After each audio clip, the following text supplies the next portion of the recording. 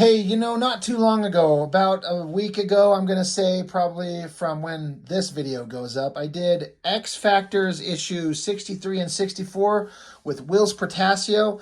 And one, that video got a lot of views, relatively speaking. I mean, for my channel, I'm still kind of a little nobody. I'm not getting thousands and thousands of views by any means, but it hit 1,000 at least really quickly. It's really weird. There's no telling there's no way to kind of discern what the hell's coming and what people are going to be interested in. I'll do videos on a book that I think will be popular and interesting and people will like. It'll get 200, 300, 400 maybe. But for out of the blue, an old issue of Xfactor by Whilce Portacio gets 1,000 or so relatively quickly. Believe me, I put it up there because I like it. I thought those issues were really great. A kind of a self-contained story showing how awesome Iceman can be. And you could see the Whilce Portacio art just burgeoning and getting bigger and better. And in a way, I feel like his work on these X Factor issues might be the peak of my enjoyment of his work. For whatever reason, I think he draws these characters so damn well. I love his Cyclops Beast, Jean Grey, Iceman, and Archangel. They are the definitive version of X Factor to me.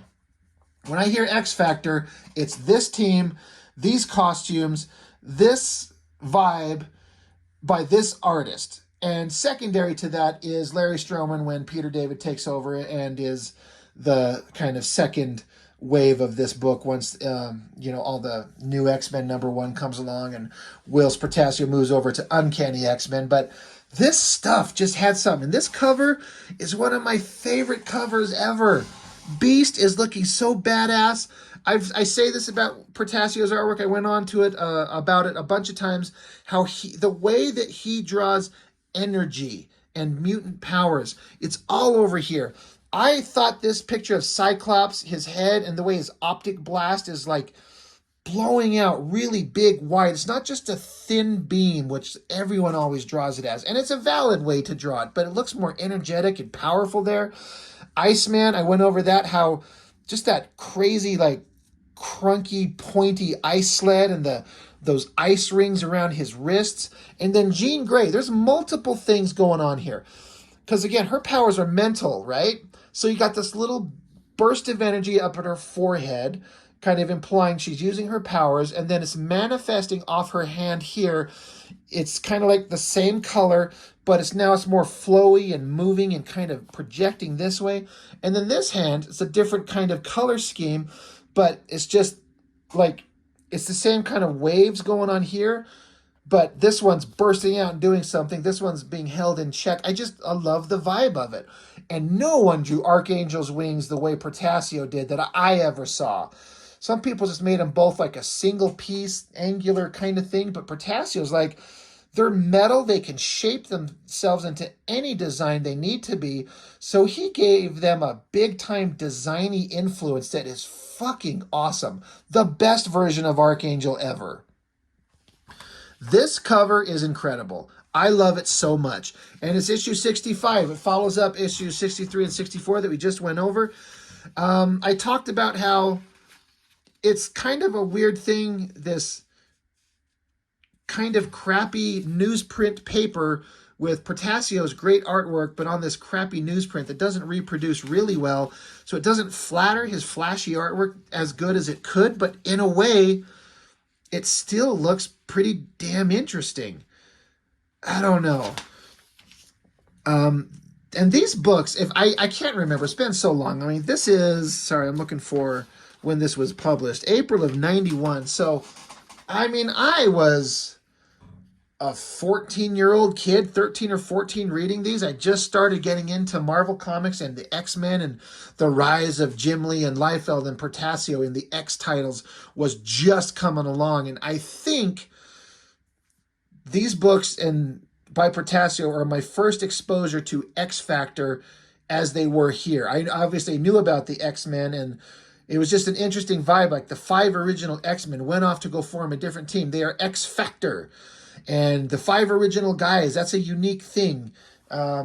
There's no Wolverine or Rogue or Colossus or anything like that. It's just the 5 guys who started the X-Men off doing a different thing. They got this giant spaceship. They just call it ship. It's a giant skyscraper that's in New York City that they live in. That's where they're at. And they're basically a danger room. They're like, Cyclops is like, the X-Men have vanished. That was a storyline that was going on in the X-Men.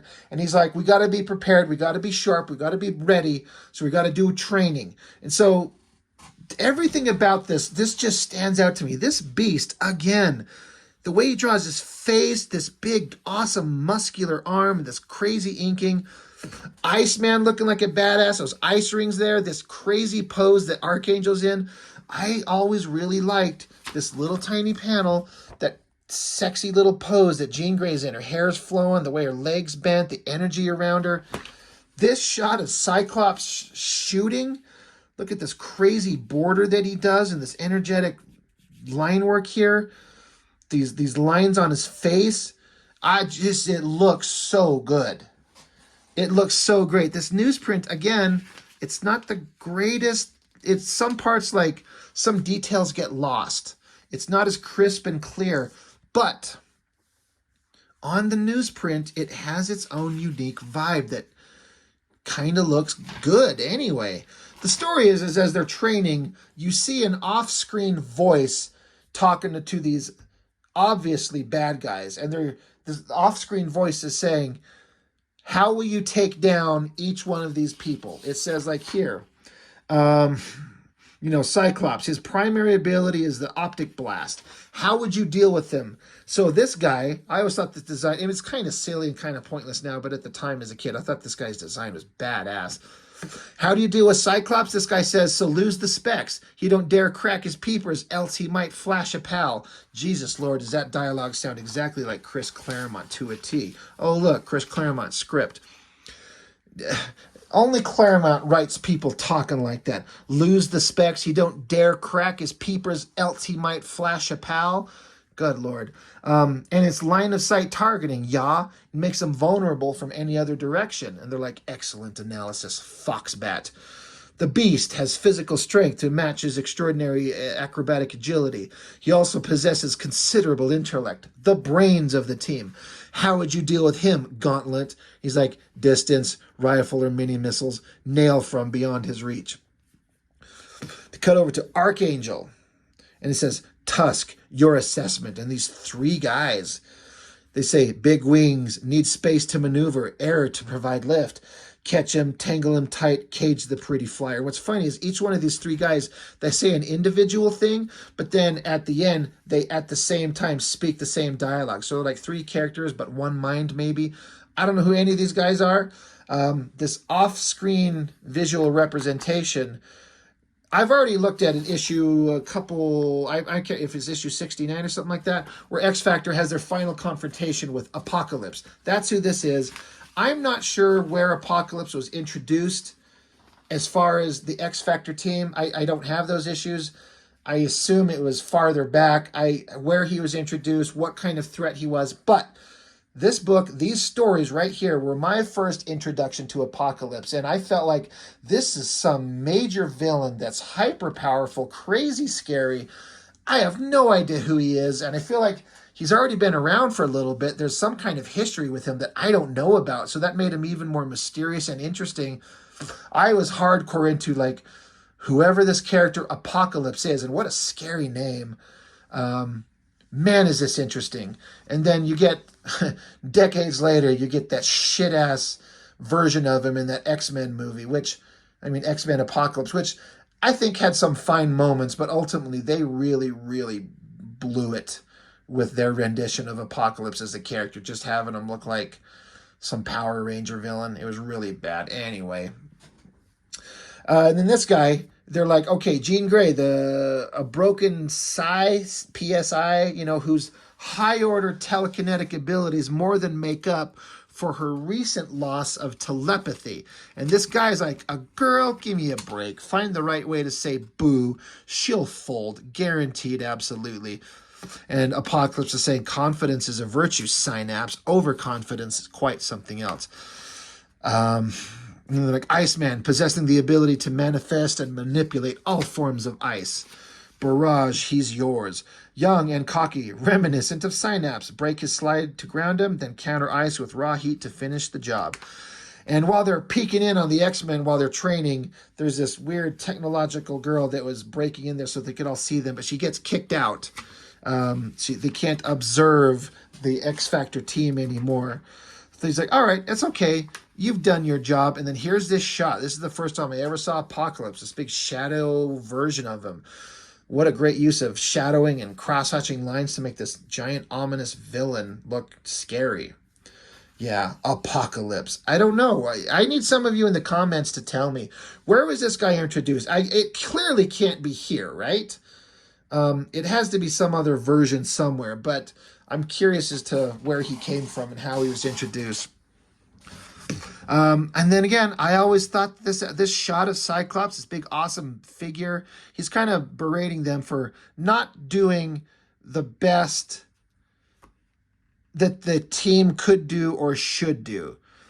But and Iceman's like pissed, like, dude, we're not kids. We know what we're doing. Come on, just chill out. And Cyclops, he's like, we gotta work harder. I don't want any more deaths on our hands. There's been too many members of our own team, of the X-Men, of mutants that we know and care about that have died, and we got to be better. I don't want any more dead bodies. So this whole page, this great shot of Cyclops, this angry Iceman beast holding him back, this shot of his face I love. And then again, this is a very Whilce Portacio vibe right here with, characters standing in a scene with no border. I love it. It looks so cool. Again, I want to see the original artwork on this. A little bit later, Archangel's taken off. He's going to fly. He's looking to just get lost in his own thoughts. He's talking about these wings, how he's still getting used to them after his bird wings got, ripped off, torn off. And Apocalypse, it says, obviously they've ran into Apocalypse before. That's right. It was a Walt Simonson run, wasn't it? Now that I think about it, because Walt Simonson, I think, was the one who drew those issues, and they introduced the version where Angel was turned into Archangel and became the leader of Apocalypse's horsemen. He was Death. So again, I've never read those, but I remember reading that's what happened. Yeah, it turned me finally into his incarnation of death. I broke free of his control, lucky me, but the memories of what he made me do. And then I like it. He's lost in thought, but he almost crashes into a helicopter, and he's thinking here how the wings instinctively reacted and saved him. He's like, Jesus, I got to pay attention. But the wings saved me. It's like the wings are kind of alive, and they need him alive. And he's like, and you know what? I need them. This shot was another one of those defining images of Archangel and the way those wings look. Look at that. Look, that is so neat. I assume that Portacio come up with this vibe. I don't know that they ever looked this awesome, but that is really cool. But he continues on, and he goes, and I guess he's looking to get some ass. So he creeps up to this girl's window that he knows, and they run into each other, and they start making out. Another great shot. This where his wings are kind of folded up and enveloping him. That design, that layout, the composition of it is just great. So cool. Back with the X-Men, Jean Grey is kind of talking to Cyclops, like, dude, why are you so, why you wound up like such a tight ass, like, chill out. And he's like, hey, I'm Cyclops, that's my character. She's like, oh, right. Yeah, my mistake. That shot, it almost looks referenced. The way the lighting, it looks like a strong lighting is coming up from this way, giving that hard shadow on her nose. The shape of the face, eyes, nose, mouth, looks so good. But they're talking, they're having their moments. Again, Cyclops talking about, I don't want any more dead mutants on our hands. We got to be good. We got to be ready. We got to be prepared. She's like, I know, but why don't we just pound ass? You're such a tight ass. Let's just kind of loosen it up. And so they have a little moment. Back with Iceman and Opal, they're kind of, this is a continuation of the characters from the previous issue where he busted her out from being kidnapped by her grandfather. And they're having a cute lovey-dovey moment. He takes her off on his ice slide. Again, the energy blasting out of his hand in this ice slide. The ice slide is kind of a classic thing that you'll never get away from with Iceman, but it doesn't make any sense. Like, he's always, like, up in the air with it. But what keeps it propped up? And what happens when all that broken-ass ice just snaps and falls to the ground and murders people? They never talk about that. But Iceman has to be on his ice slide. He starts down here on the ground, and what pulls him into the air?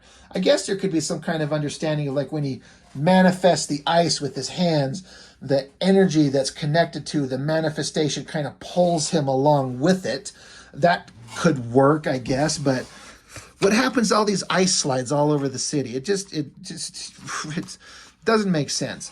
But again, I love all these private moments with the characters. You have Archangel back here, going to get some mass. Good for him. You got Jean Grey and Cyclops, and they're both going to pound some mass. You got Iceman. He's probably already pounded ass on her, and now they're going to go get an ice cream or something. Beast, he's sitting here. This is funny. Like, he clearly had taken a shower. He's got a towel wrapped around his big old blue ding-dong, but he's got like 3 hair dryers. He's got one in each hand and another one to dry off his blue furry body. That's funny. And so he's sitting here. There's a news reporter. I think he's had a relationship with her, and she's kind of getting involved in some dangerous stuff. And he's like, just thinking to himself, he's like, damn, girl, just be careful. Don't get yourself hurt. So it's showing private kind of moments with the characters before shit goes AWOL and crazy. AWOL? That's not right. I don't know what the hell I mean. This is what happens when you listen to a guy that does one-take streaming consciousness reviews of books. I'm going to say some shit that doesn't make any sense. But here's all those bad guys. Crazy lighting. The coloring's really selling it really well. I guess the power goes out on the Xfactor's big old giant skyscraper. An explosion on the wall. There's a hull breach. So, of course, the team's like, oh, shit. Something's going on. Let's go. Action. Fight, fight, fight. And there's the ship penetrated into it. And out come the bad guys. And the fight starts. This guy, Synapse, he goes into like the psychic world. The providence of the mind is where he's at. And then there's Jean Grey. Interesting shot, this representation of her in the mind. She's on this floating little rock. This shot of her getting like zapped by him, really well drawn. I like the way that looks. Her arm, the kind of highlighting, rendering on her face. This guy thinks he's got her. He's really cool. He doesn't know who he's up against. Jean Grey ain't nobody's pushover. That face shot looks great. Everything Portacio is doing is just amazing. I think he takes his stuff too far in later issues and today. I think he tries to push the stylistic stuff too far. I think his natural inclinations of his style, but a little bit reserved, are the best version of his work, which is what I think this stuff is. But when he's kind of unfiltered and just doing whatever the hell he wants, it gets to be too much. I always like this shot of the team. Jean Grey is getting, mind fucked over here. So the team's all feeling it with her. That shot of Cyclops looks good. Again, I like this blast that he's doing. Beast is here doing this double upper hammer fist punch on this guy. And he's saying, contrary to popular fashion, Wolverine isn't the only X-Man who's the best there is at what he does. He says that out loud. And then he thinks to himself. He says, there I go again, referring to us as X-Men. I wonder if any of the others do that. I thought that was an interesting bit of characterization that I've always remembered all my life. Beast having that thought. They're X-Factor, but in the end, they're all X-Men. No matter what their title may be, X-Force, Excalibur, whatever. They're all X-Men, no matter what their titles are. Great shot of the team basically taking over, taking out all these bad guys despite all the preparation they had. I mean, this is the original X-Men. These are the bad motherfuckers of the group. So they're not going to lose.